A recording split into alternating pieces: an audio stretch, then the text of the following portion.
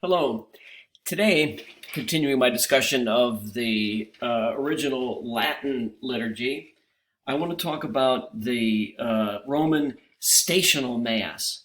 So this was a kind of liturgy that evolved in the 8th century. At this time, Rome was in a state of decay. And so because of that, the faithful began to turn more to the Pope as a source of hope and inspiration for them. And so this Roman stational Mass evolved. It was conducted either in one of the basilicas of Rome, or it might be conducted in a cemetery. Mass was routinely celebrated in cemeteries because that's where the martyrs were buried. So the Pope would process on horseback from the Lateran Basilica to one of the other stational churches or to one of the cemeteries to begin the service. The ceremony was extremely detailed, and it was very solemn, and there was much paying of homage to the Pope. The people at this Mass did not answer the prayers. They did not take part in the singing, so you can see the beginnings here of the distancing of the liturgy from the faithful. There was no Old Testament reading. There was only an epistle, something from the letters of Paul or one of the other letters of the New Testament, and a gospel reading. The bread and wine were brought to the service by the congregation. This custom was still in place by the 8th century. It was brought up in an offertory procession. By this time, there was only one Eucharistic prayer.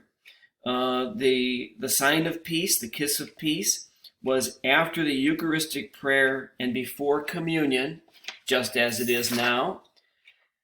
At communion, the consecrated bread was placed in linen bags, and it was carried to the bishops and to the other priests, the presbyters, who broke them into pieces for communion.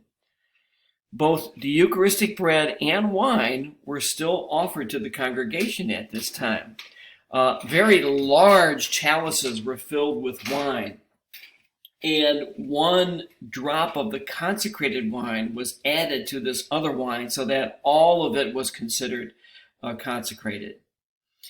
Some of the Eucharistic bread was sent to the priests at the other major churches in Rome, and so they did not consecrate their own bread. That is a continuation of an ancient custom whereby it was the bishop who celebrated Mass in a particular city or area. Because the order of this service was written down, it served to fix the liturgy, to kind of hold it in place, and didn't allow for much change.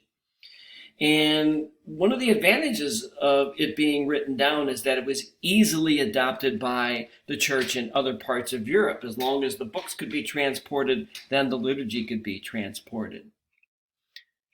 I hope this has been helpful. I hope this has been interesting. Again, have a wonderful and safe day.